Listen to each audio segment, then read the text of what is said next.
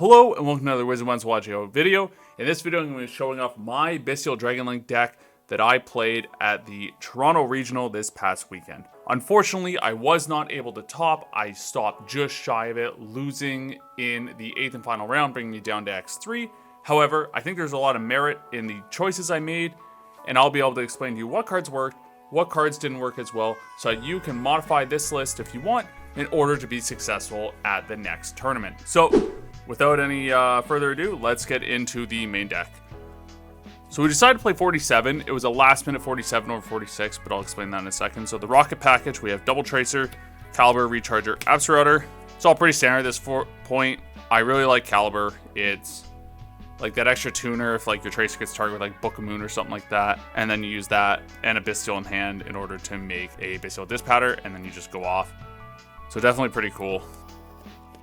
We go into the Chaos Dragons. You have your triple Seifert, your black and your white, and your Levianeer. Levianeer is crazy. It single-handedly won my round 2 against Floodgate Lab. Because what I did was gone to a weird game state where I made Dark, took his, Lady Lab, the bigger one. And then I was able to crash the Dark, search Levy, Lady attack over Lovely Lady, clear the rest of his field, and then just go into this huge board. This card, like, you can't get away without it. It's fantastic. But I'm sure if you've been playing Dragon Link, you already know that. Next, we move into the Red Eyes package, playing the 3 black metal and the darkness metal. We decided not to play the Cyframe package with the Black Meteor Dragon because I was already on 47. I had been testing at locals and just with the 50 card list, playing those 3 cards as well, and it just wasn't feeling that good. So I didn't play at this event. Whether or not I decide to play it in the future, that depends. But other than that, Black Metal Dragon, this is the best card to draw. There's a lot of Droll and Lockbird going around this format. You can get to Seals under Droll, which is fantastic, and sometimes like Seals plus like 1 set card is enough to just stop your opponent's plays. Then, moving on to the Bystials, we're playing triple Magnemite, 1 Druisworm, double Sarnier, and then triple Lubellion. So the reason we're playing double Sarnier instead of the Baldrake, it was either that or Branded Beast, and last minute I decided to play Branded Beast. The extra Sarnier makes it combo a lot better with Seifert, where you can go like normal Seifert effect, send Sarnier, add Magnemite, Sarnier, dump the Lubellion. Then you can link 1 to Striker, banish the Seifert, add Lubellion back to hand, Lubellion effect, search a Druisworm, and then you have all 3 of your Bystials in rotation, which is pretty good, especially when you have regained up, and then you can summon whichever one you need. It's not always going to be Magnemite. So yeah, the second Sarnier really plays well into Seifert, and especially in Droll format. Being able to do that at least will let you get to 2 dragons pretty easily, because then you'll also have the Sarnier in graveyard to banish for the Magnemite that you search, and be able to set up Regainder Beast. So overall, I think it was pretty nice to play the second Sarnier. Next, we move into the engine spells and traps. So we have the triple quick launch, triple chaos space. Still as good as they ever are. You have the 1-of, so you have both field spells. You have the regained, you have the call by the grave, and then we have the branded beast. So this is the most contentious card in people's lists. I know some folks say it's not required, but I felt, especially with Sarnier combos, if you already have enough, you can set up Beast and Regained. And Branded Beast with its second effect to bring back Regained, it also reads to your opponent, if they attempt to pop Regained, they're just going to pop Beast instead, because they're afraid of you getting back to Regained in end phase, even though it might be the more correct play to pop Regained for the turn, because that is a +2, as long as you get to banish something as well as if they normally special summon. And then the Magnemite you summon back as well, so +3. So Regained, insane. Beast, I think, facilitates better Regained plays. And then the 1-of called by, it's kind of nice to have for things like Droll and Lockbird for sure. So it's good if you draw it, and if you don't draw it, you just play anyway. So we move into the non-engine / going second cards. So we got 12 of them here to round out the deck list. So triple Ash, triple Droll, triple Tactics Talent ×3, and then triple Book of Moon. So Droll, as much as it's Droll format, I think we can move this to the side deck and main deck be Infinite Impermanence instead. I think Droll hits some decks so well and it feels so good when it resolves, but then other matchups, like, you're just giving away your game one. Like, I had my last round was against Generator Runic, and game one, this was the only hand trap in my hand, and they activated Terraforming, so you're like, okay. I was thinking like, oh, it might be Kashtira or something, like this Droll's gonna go so hard. Then they add Boss Stage, and then this Droll ended up doing nothing, and I just had like not enough gas to play through like Baron plus whatever Generator XC they summoned. So Imperm definitely would have been a lot better, but it's what it is. This card though, I've toyed with playing with it at 1 in the side decks, searching enough thrust. I've played with it at 2 in the main deck. It has triple in its name. Play 3 of them. Every time I open this card, except for one time where I messed up my sequencing, where I had this plus Pankratops and accidentally used this to take before I played the Pankratops, I won every time. You can hand rip. You can draw 2 if you need it. Like, this card is so versatile.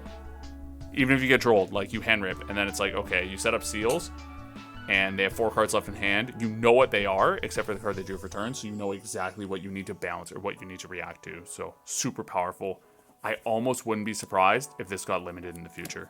I hope not, because it's amazing, but that's how good I felt the card was this weekend. So, moving on to the extra deck. I've kind of sorted it. I got the 12 cards that feel super standard, and then I have my 3 flex spots at the end. So we have Striker, Pisty, Romulus, Seals, Dark, Triple Burst, Access Codes, Borland. I feel like all of these are self-explanatory. I'm not playing Nightmare Unicorn. I feel like Triple Burst is more than enough to facilitate the 5300 attack access code. And then the Unicorn, like the discard, just felt too much. And there wasn't much removal I was getting out of it that I couldn't get from other cards, which I will show you later. Seals, you only need to play 1. You recycle every game. You recycle with Chaos Space. It is really good, this format.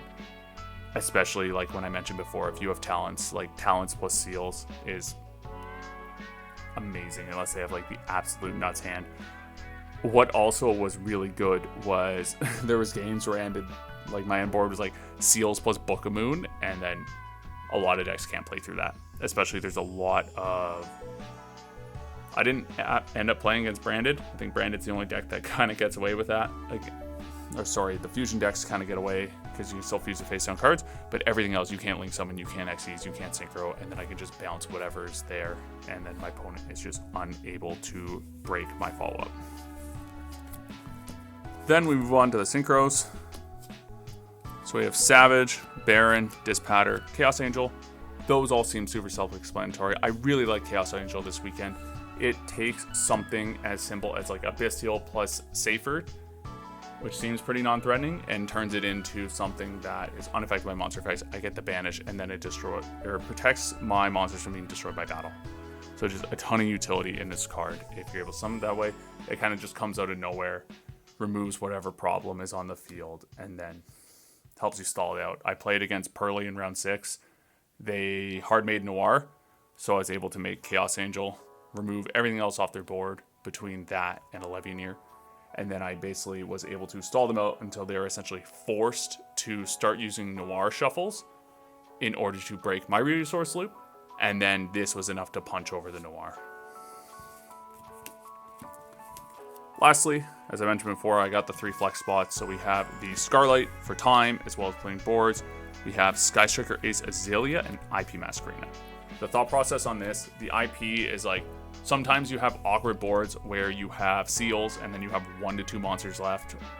Well, I guess 2 if you want to go into IP. So putting IP instead of just leaving like a awkward Lubellion on board is, I feel like, a better play. And then this is my IP target. Everything in this deck is light or dark, so it doesn't matter for the summon requirement. I think it catches people off guard because you go IP and you have no cards in hand. What are they expecting you to summon? Then you go Azalea. You send something. If you use Druisworm, you get the pop, you get the send, and then even if it leaves the field, that's fine. Like if you were playing like IP Unicorn, like your follow-up isn't ruined because you don't have the Link 3 on board, so I wouldn't be too worried about it. So that's the main and extra. So getting into the side, this is where I make the most changes. There are some cards I think that were fantastic in here, some that definitely need to be changed around, and I'll make sure to go over that. So, Banker Tops is the greatest card ever made. I can't remember how good it felt to play Banker Tops until yesterday. I was playing against my good friend Sam, and he ended on a board which was Appaloosa, Baron, and Bystial Dispatcher and Vanadium. And literally, special Banker Tops, go to battle phase, swing over the Appo, main phase 2, tribute, target the Baron. Insane. It cleared 2 cards. He couldn't Baron negate because it made Talents live, especially how I played it. And then I was just able to crack the entire board. So, fantastic card. Every time I drew it, felt really good, except that one instance before I described before with the missequencing with this and Talents. So that's just a lesson for everyone. Make sure you look at the cards in your hand. Don't get too excited when something like Talents or Droll becomes live. Look at the rest of your cards. See what makes sense to do in the right order. And then you will have more success that way for sure. Playing triple Nibiru in the side. I might cut this to 2 to make room for one of the 3 Drolls I move over from the main deck. And then we played triple Eclipse. Eclipse is fantastic. I think the books this format are really good. It's the sort of, we main deck Book of Moon, which is our Pearly and Kashtira out. We play 3 more. Also, siding going first. This can be pretty devastating against a lot of decks. If you saw the results of a lot of the regionals, like there was a million decks this format, so I don't think there's too many that can play with their main playstarter set for the turn. So something like Marincess, Salamangreat, a lot of these Link decks, and other like Infernoble. Like, I don't see how they play through Book Eclipse plus Seals, personally, but that's just me. We're playing 1 Herald of the Abyss with 2 Triple Tactics Thrust. So the thought process on this was for hard Kashtira and Pearly outs, not counting Droll and Lockbird, we have 3 Book of Moon, 3 Book of Eclipse, and I wanted 9 total for the math to work. So Thrust lets me search a lot of things. It can search Talents, it can search Herald of the Abyss, like a bunch of stuff, so we're not losing to a Rise Heart or Noir. Then we're playing the Feather Duster and Evenly Matched, just 1 each for Thrust targets as well as for back row decks.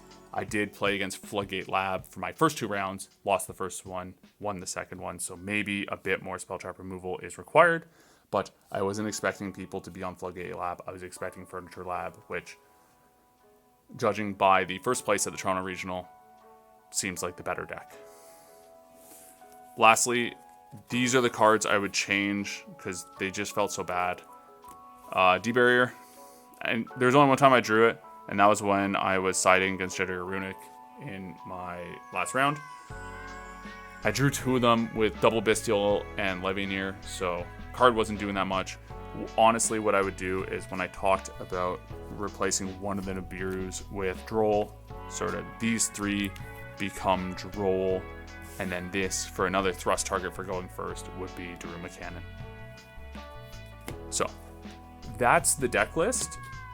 Hopefully you learned a thing or 2 about Dragon Link or what you could be doing to modify your Dragon Link deck for your next big event.